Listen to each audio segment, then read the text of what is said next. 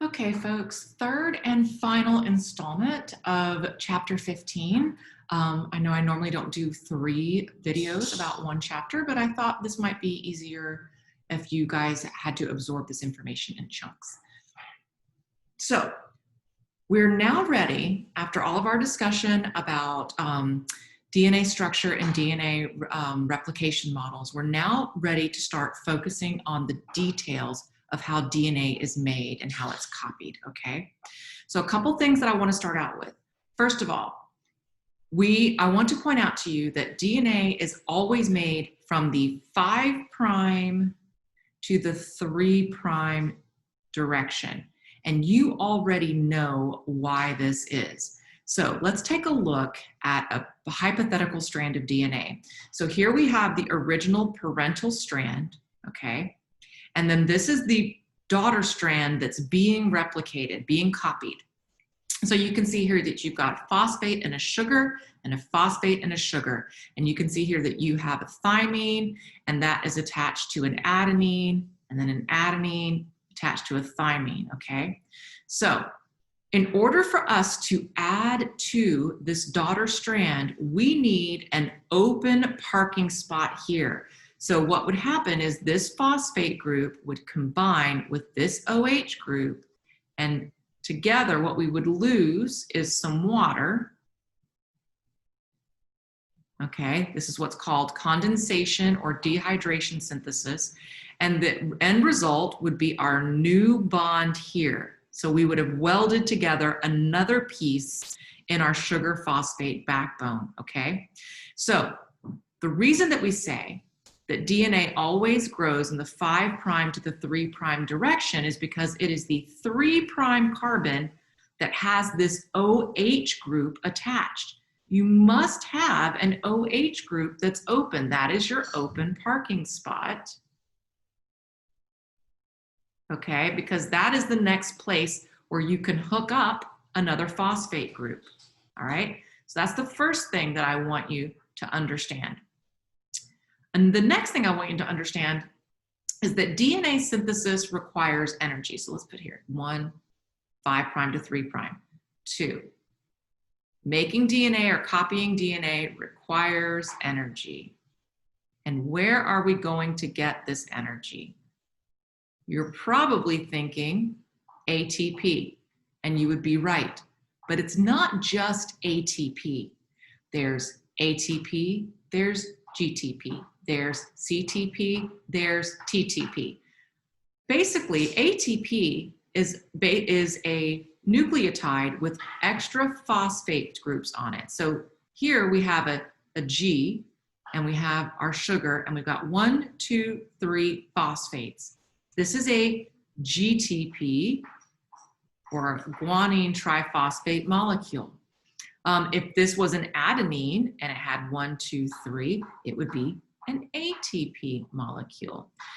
All of these, so basically all of your nucleotides, so you can have a thymine triphosphate, you can have a cytosine triphosphate, a guanine triphosphate, or an adenine triphosphate.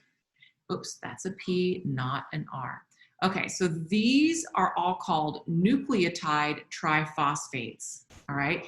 And anytime you have 3 phosphate groups that are attached to one another like this, phosphate bonds have tons and tons of energy. So if you are breaking your phosphate bonds like you are right here, then that's providing the energy to weld these two together.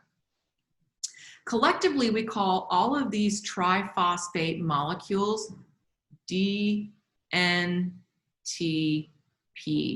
and that stands for deoxyribose nucleotide triphosphates. These are the molecules that provide the energy for DNA synthesis, okay? So let's really hone in on a molecule of DNA to see how it gets copied. And in order for us to understand how DNA gets copied, we are going to use bacteria as our model.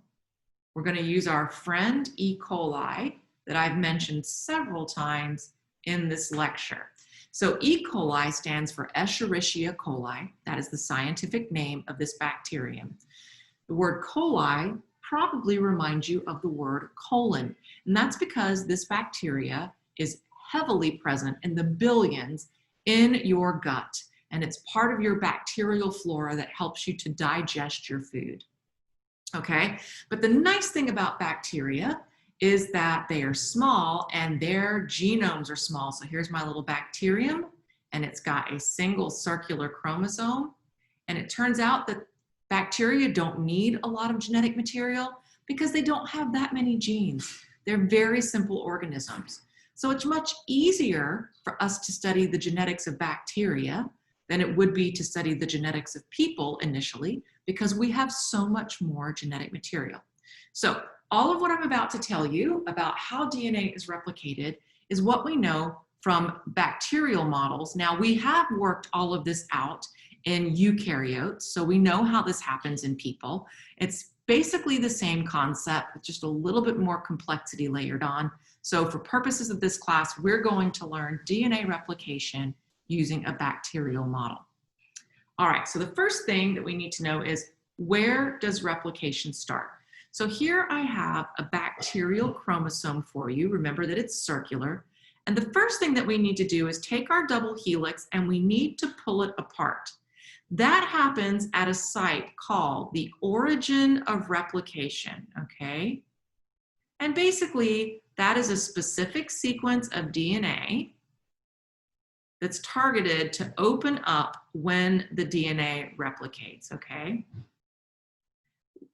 Once the origin of replication causes these two strands to pull apart from each other, the resulting structure is called a replication bubble. And at either end of the replication bubble are two replication forks. So let me, I clearly forgot to erase that from previous lectures. So here's a replication fork here, and here's a replication fork here. And perhaps you can see it a little bit better here. Here's a replication fork here, and here's a replication fork here. And remember that this is one strand of DNA here, and this is the other strand of DNA here. So these strands are anti-parallel to one another. And so you can see that here we have some DNA being made in the 5' to 3' direction here. And here we have some DNA being made from 5 to 3 here, okay? So that's how we get started. Now let's zero in on this region, on this particular replication fork, okay? So we're gonna zoom in on that, and we're actually going to draw it. So I'm going to make a big old fork, and then I'm gonna give myself some double helix here. All right, let's make a big old fork here. Okay, so all I've done is I have taken this guy here and I've blown it up for myself here, okay? So I am going to say, let's see here. Hold on a second. I want to make sure that I'm drawing this correctly for you. Okay, yes. So this right here is the 3' end of this parent strand. And if we follow this around, this is going to be the 5' end of that parent strand. And here, it's the 5' end of this parent strand, which must correlate to a 3' end here, okay? Now what we want to do is we want to make some new DNA. The first thing I mentioned that we had to do is we had to separate these strands, right? Because they're being held together. And so in order to pull these strands apart at the origin of replication, we have an enzyme that clamps down and it slides along to try and push these two strands apart. This enzyme is called DNA helicase, and it unzips the genes. It basically pulls apart the two strands, okay? DNA helicase unzips the genes. There used to be all kinds of jokes about terrible pickup lines and DNA helicase unzipping genes, and I won't tell those jokes because they're a little bit off color, but just remember that DNA helicase will unzip the genes as it moves in this direction. Now, once we've unzipped the genes, we have a little bit of a problem, because remember that all along in here, we have nitrogenous bases, and that they're complementary to this set of nitrogenous bases over here. And so what could happen if we weren't careful is that this strand could collapse back onto this one and close this bubble back up. And we don't want that. We want this bubble to stay open so that we can copy our DNA strands. So right behind DNA helicase, what we'll find are some little proteins that come along and they just kind of clamp on top of the DNA here. And these are called single-stranded binding proteins, or SSBPs for short. And what they're doing is just making sure that this bubble doesn't collapse in on itself. Okay? Now, in order to understand how DNA is being made, I want us to focus in on this strand right here. And I'm wondering, let me just do something really quickly. I want to move this whole thing down just a little bit. Okay, and then I'm going to move this piece up just so that we can see everything really nicely. Okay, that's going to help you guys see everything. So the first thing that's going to happen is we're going to use an enzyme called DNA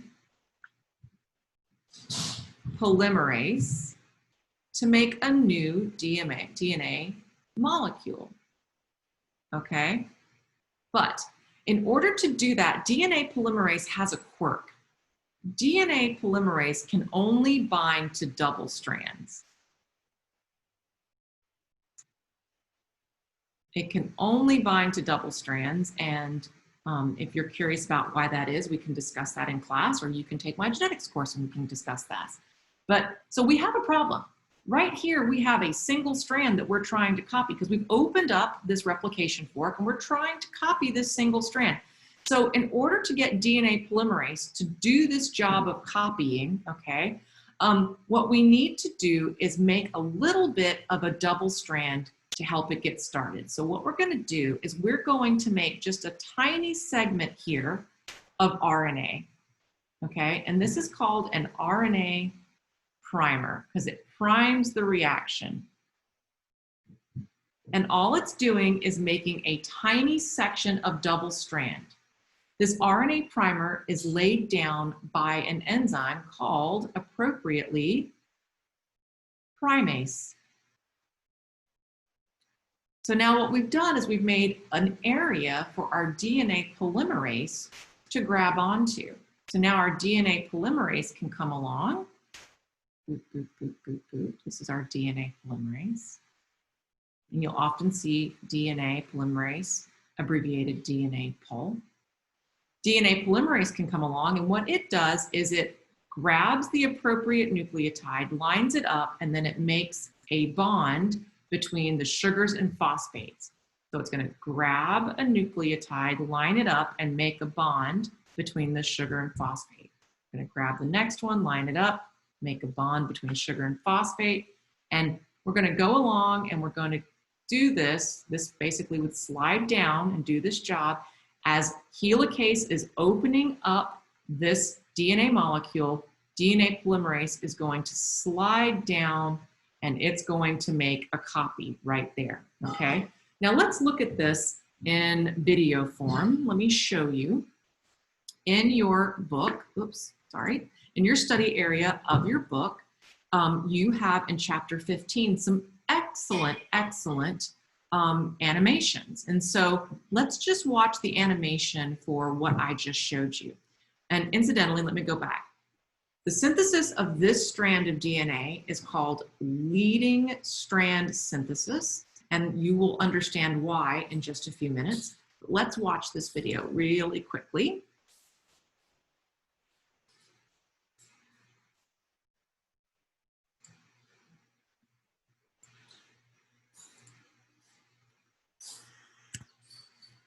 And here we go. Oh, it's going to make me play the whole thing, I think. Every cell in your body is produced by replication forks. Ah, shoot. Okay, I thought it was broken down into different parts. So we'll come back to that later. I didn't realize it was going to make us watch the entire video every time. So we're going to come back to that later. All right. let's get back to this. So you can see that we have made a copy of this strand of DNA at this point. As helicase is opening up this replication fork, DNA polymerase is sliding along, and as it's sliding along, it's making a copy thusly, okay? But we have a problem. We still have to copy this strand, don't we? And the problem is that, remember that DNA is made in a 5' to 3' direction, right? So here we have the 5' end, and we're gonna make a 3' end. Can you see that we now have an anti-parallel situation here? But we can't make this one the same way, because to make this anti-parallel, I hope you can see that this end would have to be 3', and you'd have to move in 3' to 5' direction, and we just can't do that. We just can't do that because of where the OHs are on our nucleotides. We have to move from 5' to 3'. In other words, we have to somehow start here and move here. And that's exactly what's going to happen. Okay, so we've opened up our bubble, and you can see that we've laid down a little RNA primer, and we've synthesized a strand of DNA moving this direction. And here we have a little bit of RNA, and we're going to synthesize a strand of DNA in that direction. Now, if we open this up further, so let's just do this. I'm just going to draw this straight. So here's our first round. DNA helicase has pulled apart our segments of DNA. Here's our 3', 5' on the parent strand, 5', 3' on this parent strand. Remember that the first thing we're going to do is we're going to make a little bit of RNA primer. And I'm going to make a little bit of RNA primer right here. And then we're going to use our enzyme DNA polymerase to start growing this molecule, and we'll use DNA polymerase to start growing that molecule. Now, what happens if we widen this fork? So let's do that. Let's start here and let's widen the fork out here. Oops. If only I could draw. So we're going to widen the fork out here. So remember, in our original situation, we have our little bit of RNA right there, and then DNA polymerase. We'll just keep trucking along on this strand, okay? It's just going to keep trucking along because this strand is being made. The new strand is 5' to 3'. It's headed in the right direction. Can you see that? 5', 3'. This is the right direction. But here was this section where we've got our little primer and our segment of DNA. In order for us to copy this section, we have to backtrack and add a little bit more primer, and then we can make a little bit more DNA, okay? And if we were to go through another round of this, make that fork bigger. We could continue with this strand just being just fine. Oops, I didn't make it black, there we go. This strand is still just fine because it's trucking along in the appropriate direction, right? But now we have a situation where every time we open up a new section, we got to make a new primer and synthesize a new little fragment of DNA because we can only move backwards on this strand. And again, that's because down here, this is 5' and this is 3', okay? So this strand here is called the leading strand of the DNA. And the reason it's called the leading strand is because it can be made in a continuous fashion. Remember, the parent was 3' to 5'. So when you're making your new baby strand, your new daughter strand, you're moving from 5' to 3', and you can just continue to do that and zip, zip, zip, zip, zip, and that can happen really fast. As this fork opens up, you can just continue to move in that direction with no problems whatsoever. But this strand here, the second one here, is called the lagging strand. And the reason it's called the lagging strand is because synthesis on this strand is slower, because every time we open up a new region of the replication fork, we have to add a new primer and then make a little bit of DNA. And then we open up a little more, new primer, make a little bit of DNA. And we open up a little more, new primer, make a little bit of DNA, okay? So let's look at the book's rendition of this, and maybe that'll make a little bit more sense to you. Let me see here. Here is our parent strand in gray. And you can see that the new daughter strand here is moving from 5' to 3'. So as we continue to open up our replication fork, DNA polymerase can move along here in an uninterrupted fashion. So this is our leading strand.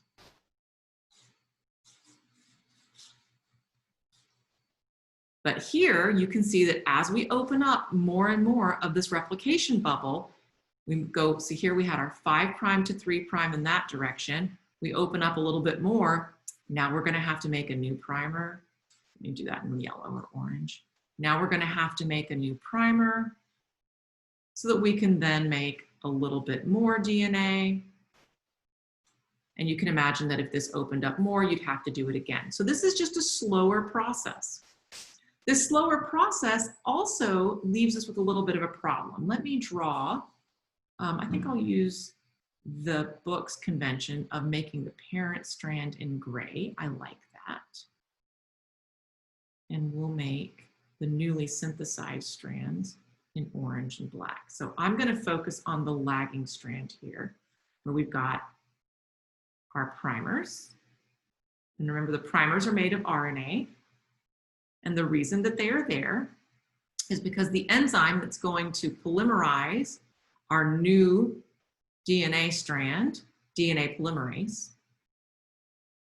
that enzyme can only grab on to double strands. Okay, so in order for us to complete this synthesis, what we have to do is we're going to actually have to do some erasing. We're going to have to get rid of these primers. Oops. Get rid of the primers here. And we're going to have to replace them with a little bit of DNA. And in order for that to happen, we're going to use some different enzymes. So I'm going to get rid of the primers. And we're going to fill these gaps in with some DNA and get rid of this primer. And we're going to fill this gap in with some DNA. Now, how does all of this happen? Well, there's different DNA polymerases. DNA polymerase 3 is the name of the DNA polymerase that does the general work. It makes long, new DNA strands.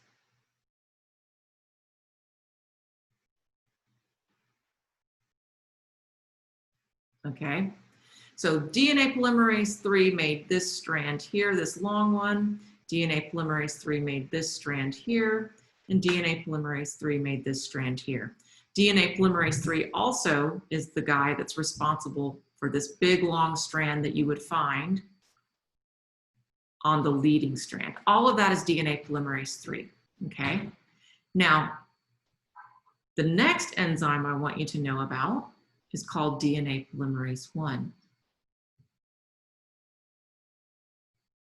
What does DNA polymerase 1 do? Well, it chews up, oops, how about if I spell chew right? It chews up the RNA primer,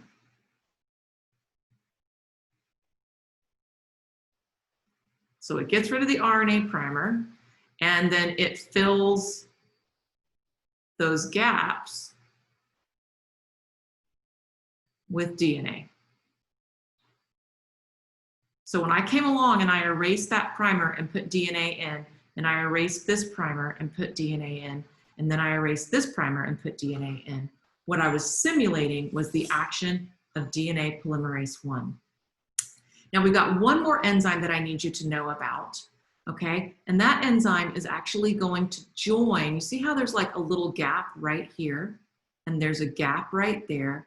There's gaps in between where the primers were and all of these little fragments, okay? So what we want to do is we want to weld together that sugar phosphate backbone where these gaps occur. So the next enzyme that I want you to know about is called DNA ligase. And what DNA ligase does is it welds together the sugar phosphate backbone.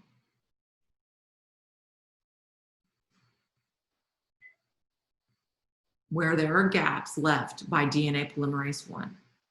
Okay? One more piece of vocabulary.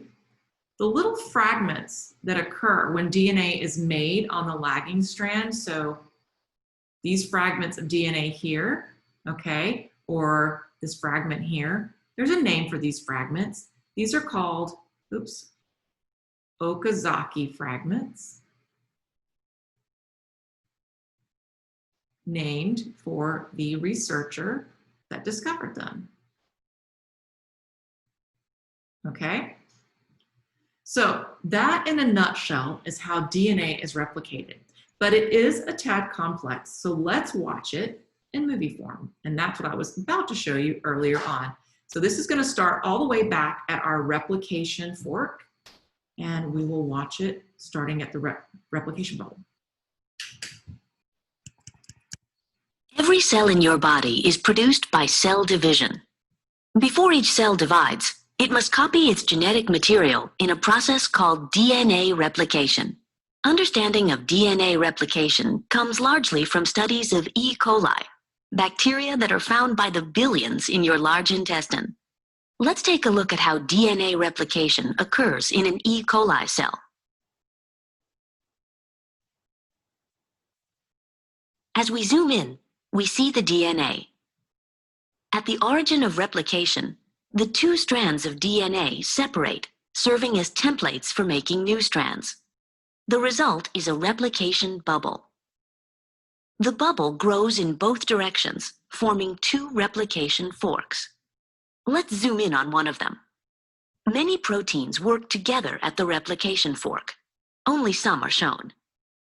Here, the DNA is unwound, and DNA polymerases, shown in orange, build new strands of DNA. Original parental DNA strands are shown in dark blue. Newly formed DNA strands are shown in light blue. Because strands in a DNA double helix run in opposite directions, the new strands must be made in different ways. One new strand, the leading strand, is built continuously. The other new strand, the lagging strand, is built in pieces.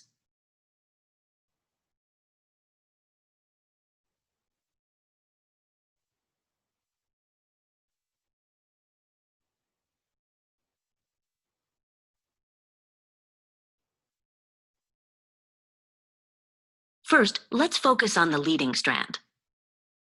DNA polymerase builds a new strand of DNA by adding DNA nucleotides one at a time.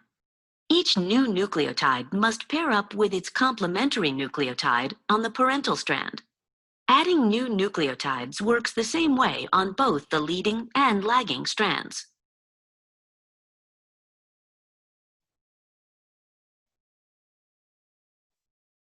Each piece of the lagging strand begins with a short segment of RNA, shown in red. A clamp surrounds the RNA and attaches to DNA polymerase, which builds the rest of the new piece as DNA. When the piece is finished, it is released from DNA polymerase. How are pieces of the lagging strand joined together? A different DNA polymerase removes RNA and replaces it with DNA.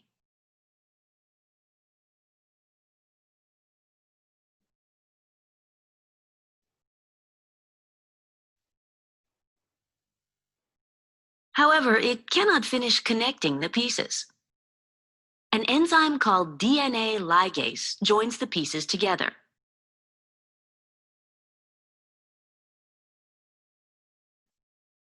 Growth of the leading and lagging strands continues on both sides of the replication bubble until there are two identical DNA molecules. Although bacteria are very different from humans, the process of DNA replication in bacteria is similar to what happens in your own cells. All right, so you can see that that is a very useful video that is embedded in your textbook. Also, I provided a second video source for you that's embedded in the PowerPoint. So let's watch that really quickly because I think that one actually may provide you with a second perspective on how this process happens. Now, a couple things. Some of the terminology that they use in this video is a little different than the terminology that I use, and I will try to point that out for you. So let me just take you there.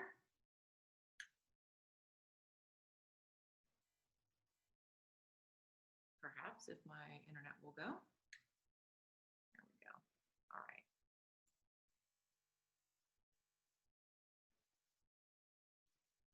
DNA is a molecule made up of two strands, twisted around each other in a double helix shape. Each strand is made up of a sequence of 4 chemical bases, represented by the letters A, C, G, and T. The two strands are complementary. This means that wherever there's a T in one strand, there will be an A in the opposite strand, and wherever there's a C, there will be a G in the other strand. Each strand has a 5' end and a 3' end. The two strands run in opposite directions. This determines how each strand of DNA is replicated. The first step in DNA replication is to separate the two strands. This unzipping is done by an enzyme called helicase and results in the formation of a replication fork. The separated strands each provide a template for creating a new strand of DNA. An enzyme called primase starts the process. This enzyme makes a small piece of RNA called a primer. This marks the starting point for the construction of the new strand of DNA. An enzyme called DNA polymerase binds to the primer and will make the new strand of DNA. DNA polymerase can only add DNA bases in one direction, from the 5' end to the 3' end. One of the new strands of DNA, the leading strand, is made continuously, the DNA polymerase adding bases one by one in the 5' to 3' direction. The other strand, the lagging strand, cannot be made in this continuous way because it runs in the opposite direction. The DNA polymerase can therefore only make this strand in a series of small chunks called Okazaki fragments.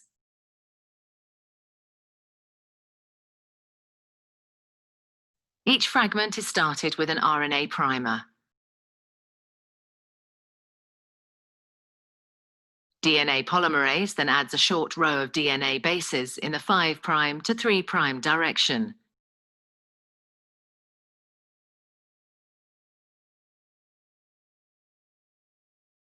The next primer is then added further down the lagging strand. Another Okazaki fragment is then made, and the process is repeated again. Once the new DNA has been made, the enzyme exonuclease removes all the RNA primers from both strands.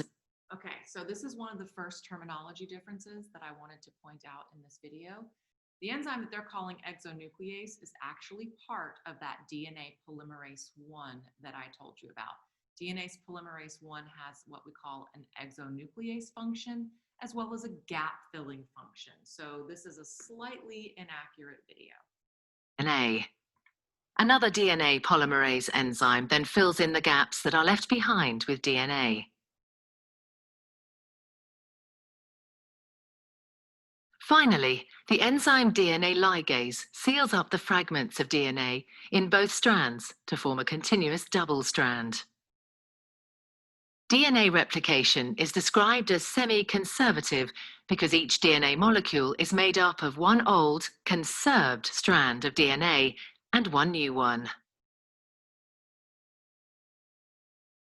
All right, so hopefully the combination of, of my explanation, stop that, along with, there we go, along with those videos will help you to visualize. DNA is a molecule made up of two strands, twisted around each other in a double. The process of DNA replication, okay? On this slide here, I have just a summary of lagging strand synthesis. This is an image directly from your textbook. And then on this slide here, I have for you from your textbook a summary of all of the various enzymes and proteins that you really need to know about that I would be asking you about, say, on an exam. The only one that I really don't talk about and that I don't typically ask about on an exam is this sliding clamp right here. But the rest of these I do expect you to know, and I do expect you to know the difference in DNA polymerase 3 and DNA polymerase 1, okay?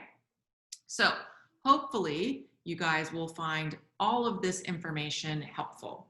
Now let's move on to the next topic. So now that we've copied our DNA, I have a question, like, is the copy correct? Are there any mistakes? Because if you think about how much DNA you're copying, it would be very easy to make mistakes. And as a matter of fact, it turns out that DNA replication is actually, a highly accurate process.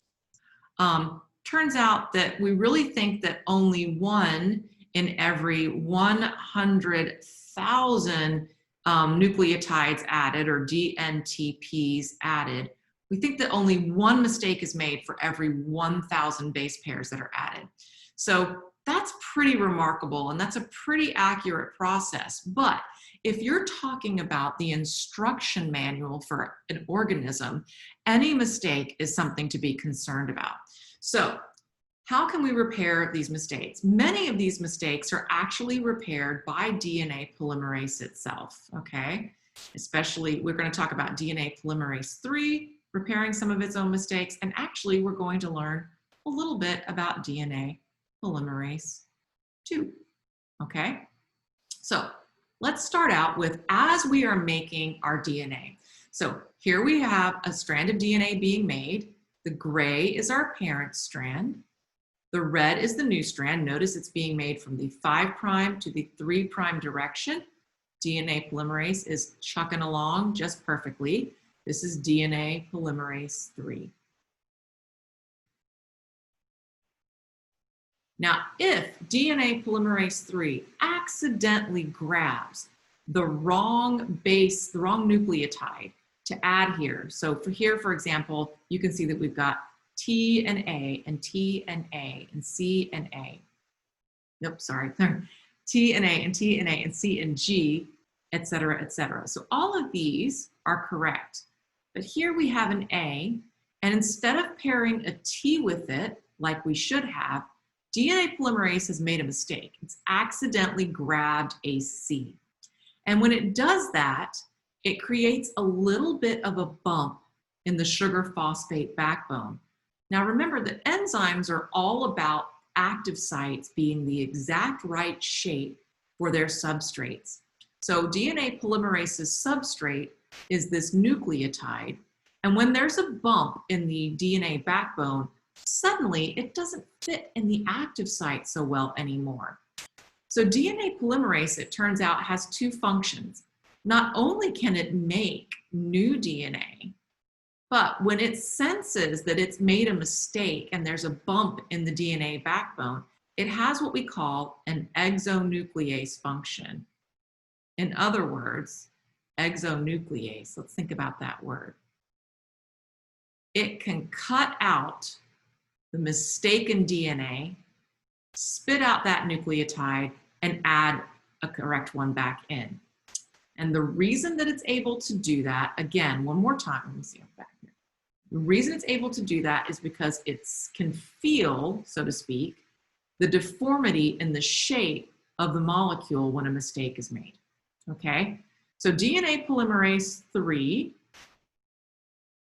is a proofreading molecule. That's the first way we can repair mistakes, if any, are made during DNA synthesis, okay? Now, sometimes after we've already made the DNA, DNA polymerase has already made a pass, and some of these may accidentally get left behind. So you can see here we have a G and it's paired with a T. That's not correct. We should have an A paired with a T, shouldn't we? So there are actually mismatch repair proteins. And these are proteins that actually run up and down the length of the DNA, kind of feeling this DNA backbone to look for any bumps or any dips in the backbone that might suggest that there was an improper pairing of our base pairs, okay? If these mismatched proteins sense a deformity in the newly synthesized DNA, then the new DNA strand is cut, okay? And the mispaired nucleotide and its neighbors are removed. So you can see here, we figured out that we have a spot that's messed up. We're gonna take out that spot and we're gonna take out its neighbors. And then we're going to replace it with some brand new DNA. This actually happens through the action of another DNA polymerase 2, okay? And then one more time, we have a little bit of a gap here, and we need to seal that up, and that's done by our friend DNA ligase, which is the same enzyme that we saw when we repaired our Okazaki fragments to fuse them into a single fragment on the lagging DNA strand, okay? And then the very last repair mechanism that I want you to know about is called nucleotide excision repair. These first two happen right about the time of DNA copying. This one happens during copying, and this one happens right after you've already made a new strand, okay? So these first two repair mechanisms are pretty quick after you've copied the DNA. But let's say that you've copied the DNA some time ago, and maybe you go out into the sunshine, okay?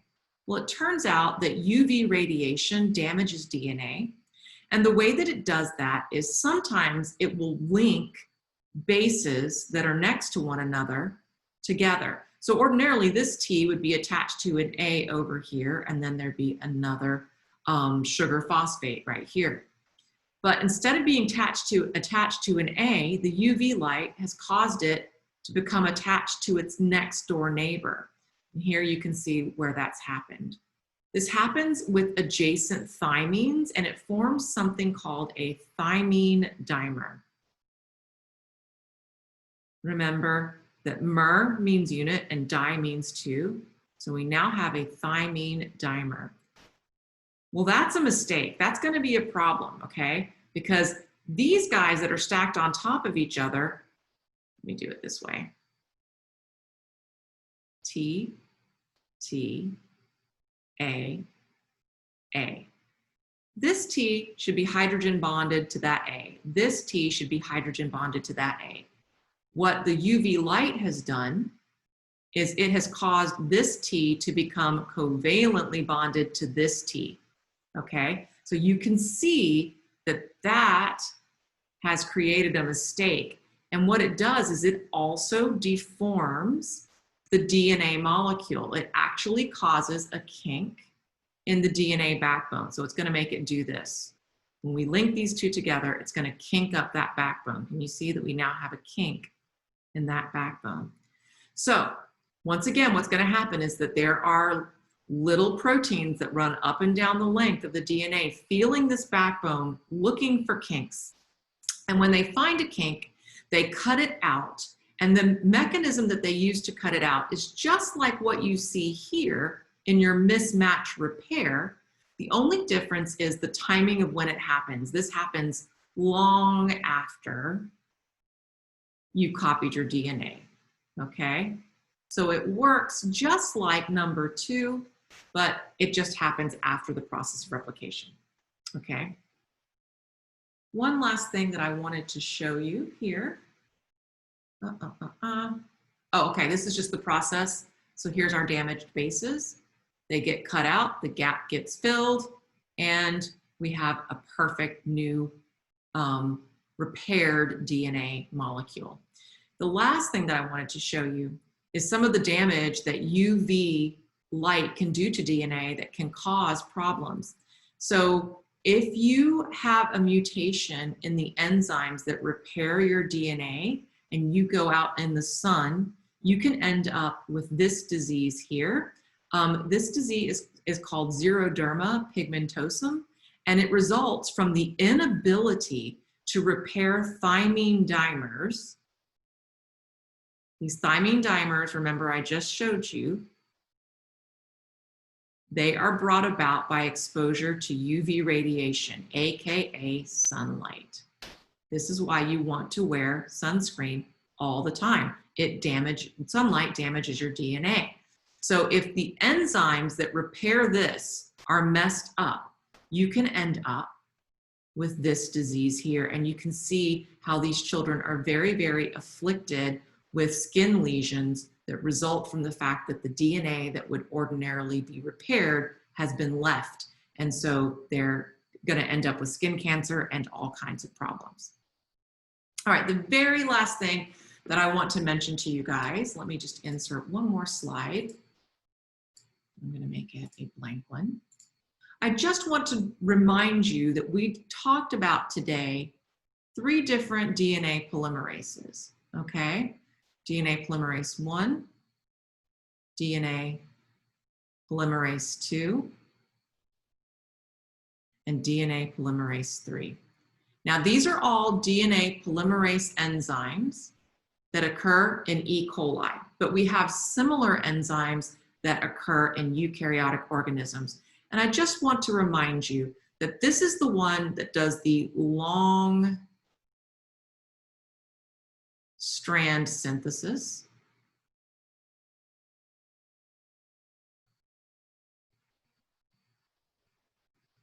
This is the one that removes the RNA primers.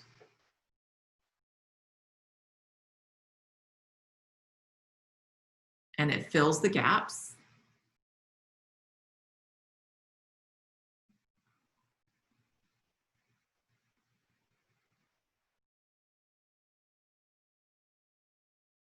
And this is the one that's involved in DNA repair. Okay?